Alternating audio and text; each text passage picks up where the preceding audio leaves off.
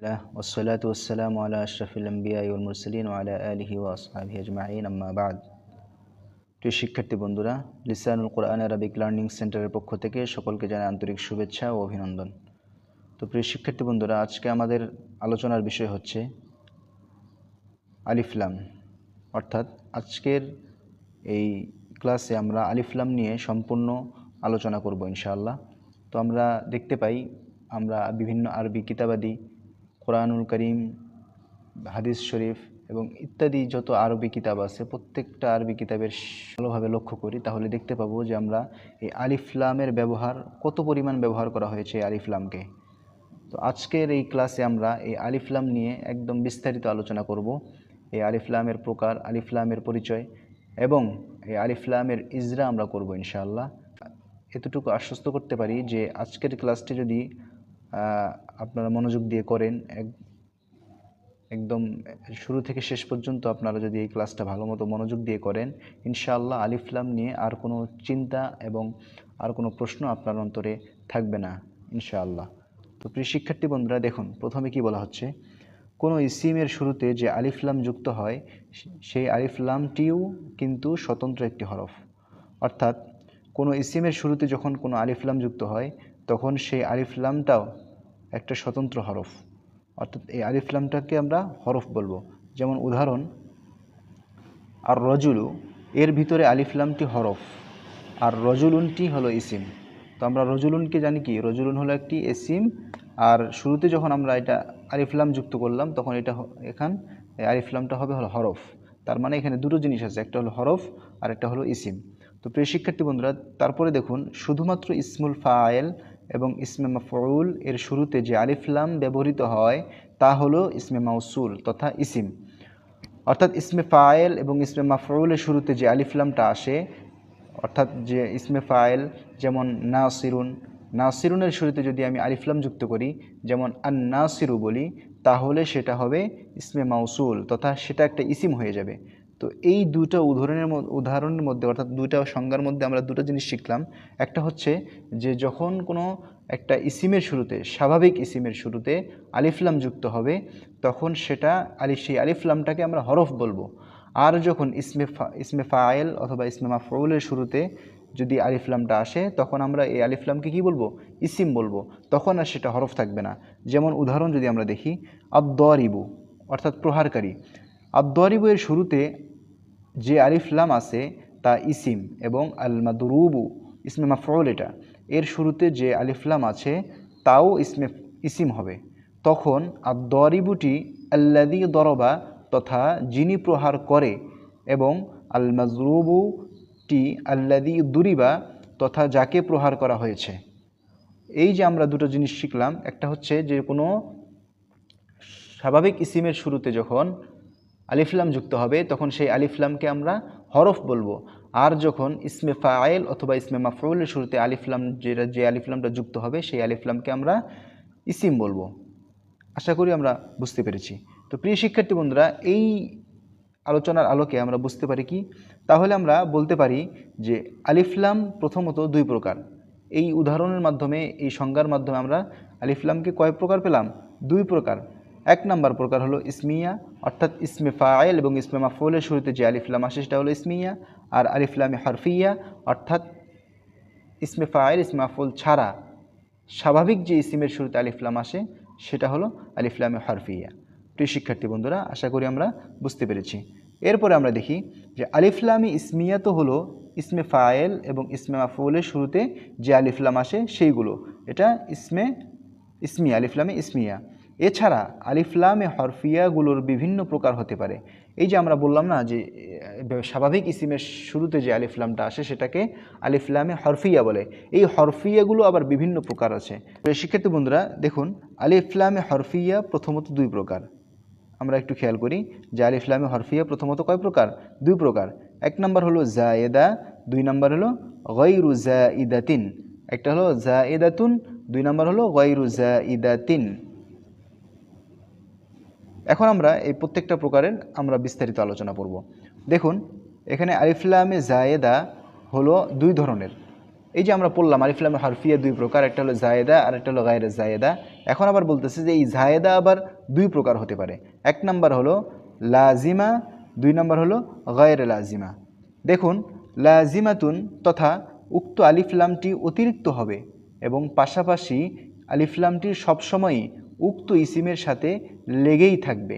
এক কথায় যেই ইসিমগুলো আলিফলাম সহকারী সবসময় ব্যবহৃত হয়, যেমন ইসমে মাউসুল এর শুরুতে পাওয়া যায়। অর্থাৎ লাজিমা মানে আমরা আবশ্যক জানি যে লাজিমাতুন মানে হলো আবশ্যক। অর্থাৎ এখানে বলা হচ্ছে যে আলিফলামটা অতিরিক্ত আসবে, সেটা অতিরিক্ত আলিফলাম, কিন্তু সেই আলিফলামটা সেই ইসিমের সাথে সবসময় লেগে থাকবে, এটা কখনো আলাদা হবে না। যেমন আমরা যদি উদাহরণ দেখি, উদাহরণে দেওয়া আছে, এক নম্বরে দেওয়া আছে আল্লাহু, আল্লাদিনা, আল্লাদি, আল উজ্জা, আল্লাতু ইত্যাদি। এই দেখুন আল্লাহু, আমরা একটা উদাহরণ নিয়ে আলোচনা করি।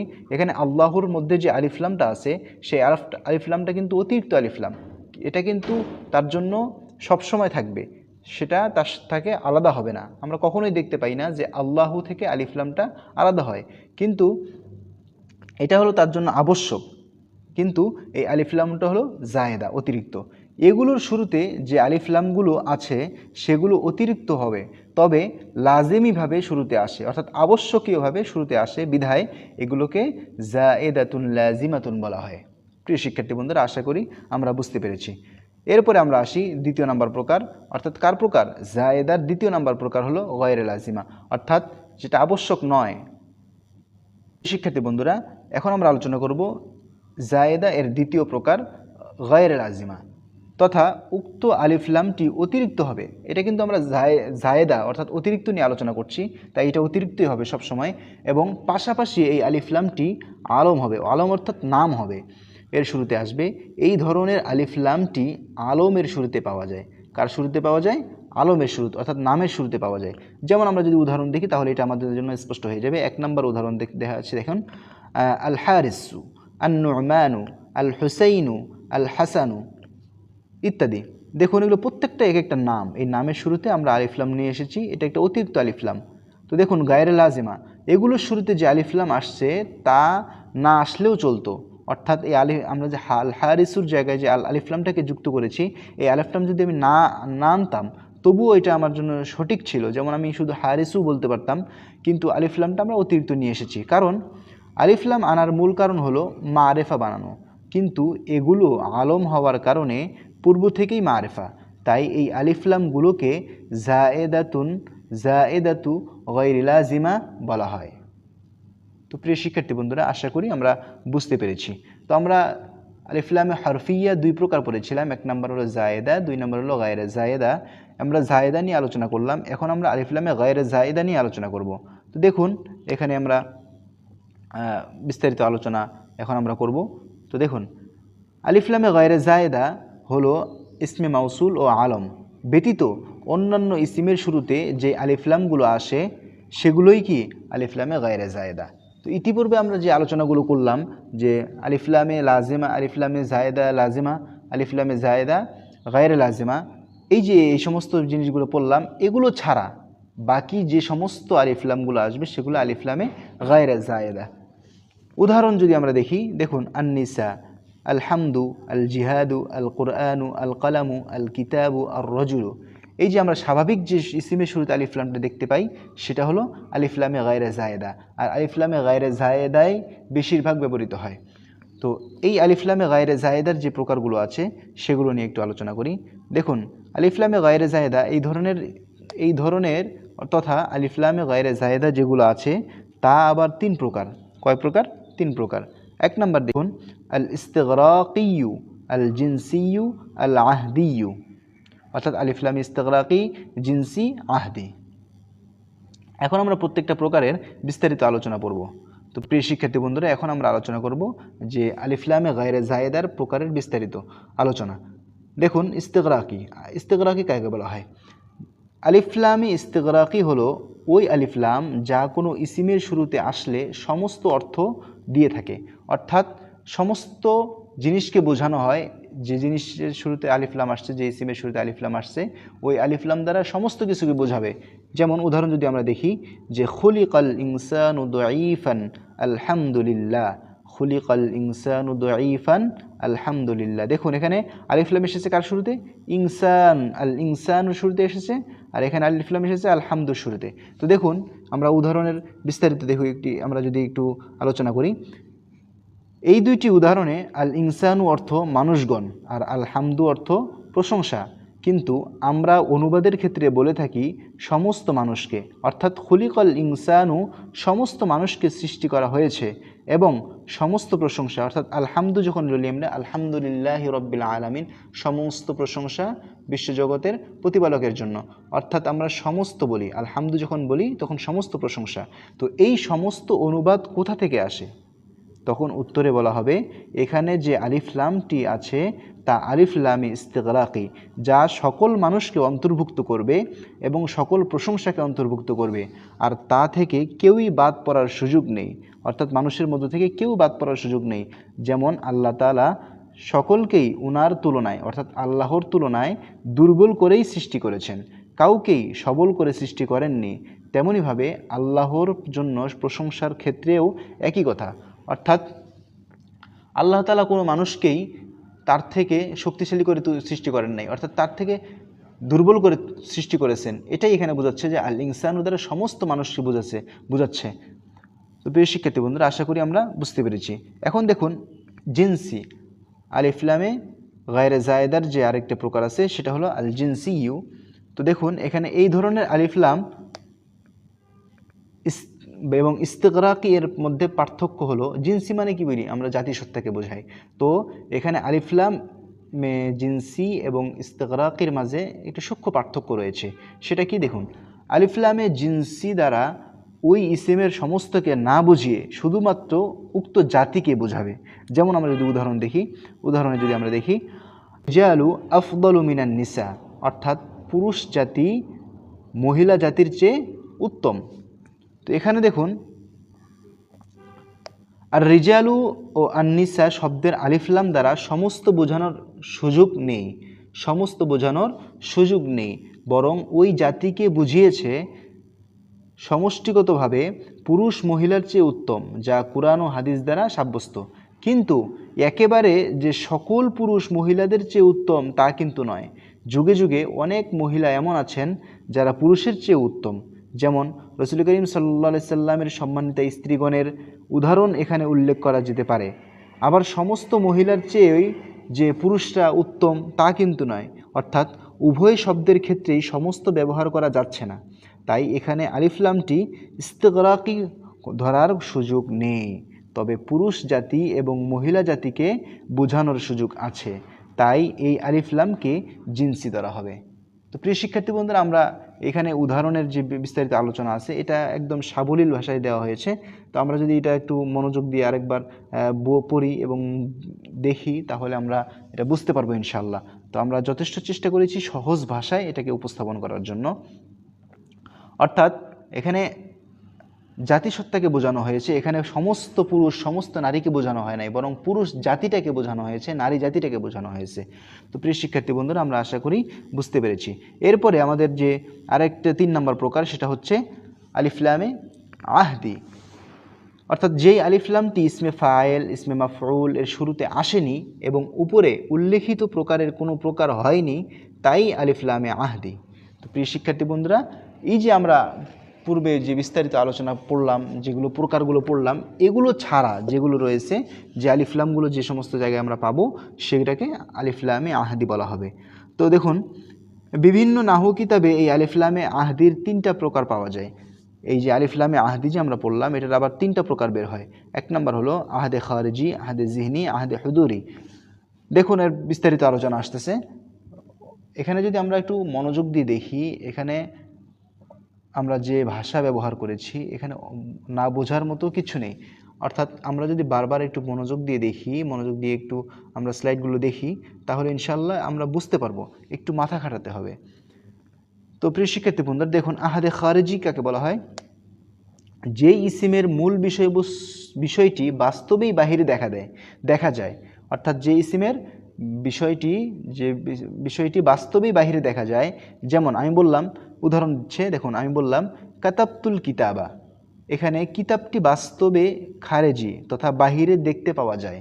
যেমন আমি কাতাবতুল কিতাবা, আমি কিতাবটি লিখেছি, অর্থাৎ কিতাবটি কিন্তু আমি দেখতে পাচ্ছি। তো বিধায় আলিফলামকে কিতাবের শুরুতে যে আলিফলাম এসেছে তা আহাদে খারেজি, এই প্রকারের আলিফলামই বেশি পাওয়া যায়। অর্থাৎ কাতাবতুল কিতাবা, আমি যে কিতাবটি লিখেছি আমি কিন্তু কিতাবটি দেখতে পাচ্ছি, অর্থাৎ এই কিতাবের শুরুতে যে আলিফলামটি এসেছে সেটা হলো আহাদে খারেজি। শিক্ষার্থী বন্ধুরা, এরপরে আমরা যে দ্বিতীয় প্রকারটি, তো দেখুন আহদে জিহনি, যেই ইসিমের বাস্তবতা খারেজে বা তথা বাহিরে প্রকাশ হয়নি বরং জেহেনে তথা ভেতরে আছে, সেই ইসিমের শুরুতে যে আলিফলাম আসবে তা এই প্রকারের হবে। অর্থাৎ আমরা এর আগে পড়লাম যে আহদে খারিজি কাকে বলা হয়, যেটা আমরা বাহিরে প্রকাশ পাবে। আর এই আহদে জিহিনি হলো এটা বাহিরে প্রকাশ পাবে না বরং সেটা জেহেনে থাকবে। যেমন আমার নাহু সম্পর্কে জেহেনে জ্ঞান আছে, একটি নাহুর কিতাব লেখার জন্য বললাম আক্তুবুল কিতাবা, আমি কিতাবটি লিখব, আমি কিতাবটি লিখব, আমি কিন্তু এখনো লিখিনি, লিখব। এখানে কিতাবটি বাস্তবে নেই তবে জেহেনে আছে, বিধায় একে আলিফ লামে আহদে জেহনি বলা হবে। অর্থাৎ এটা আমি যে লিখবো, আমি তো এখনো লিখিনি, ভবিষ্যতে লিখব। অর্থাৎ এই যে আল কিতাবা, আক্তুবুল কিতাবা, আল কিতাবা, অর্থাৎ এই কিতাবের শুরুতে যে আলিফ লামটা আছে সেটা কিন্তু আমি বাস্তবায়ন করিনি, অর্থাৎ এটা দেখা যাচ্ছে না, এটা জেহেনে রয়েছে, এই কারণেই এটাকে আলিফ লামে জিহনি বলা হবে। এখন যদি আমরা একটা কোরআন থেকে উদাহরণ দেখি, আরেকটি উদাহরণ হলো ইউসুফ আলাইসাল্লামের কাহিনী।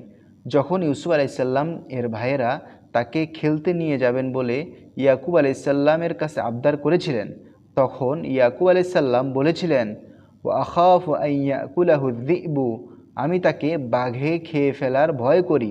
এখানে আযযিবু, বাঘ শব্দটির বাস্তবতা তখন ছিল না, অর্থাৎ তিনি যখন এই কথাটা বলেছেন তখন কিন্তু এই বাঘটি বাস্তবে ছিল না, বরং ইয়াকুব আলাইসাল্লামের জেহেনে ছিল, তাই এখানে আলিফলামটি আহদে জেহনি, অর্থাৎ এই আলিফলামকে আমরা আহদে জেহনি বলবো, কারণ সেটা তার জেহেনে ছিল, সেটা বাস্তবে ছিল না।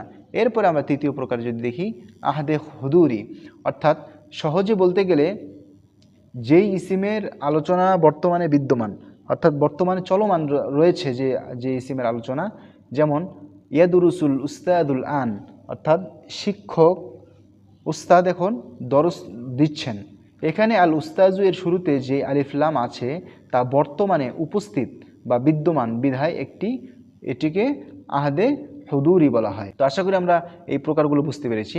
তো দেখুন এরপরে বলা হচ্ছে সর্বোপরি কথা হলো আলিফলামের আলোচনায় শুধুমাত্র ইস্তেকরাকি এর ক্ষেত্রে অনুবাদে পরিবর্তন আসে, তাই এটি বিশেষভাবে খেয়াল রাখা জরুরি।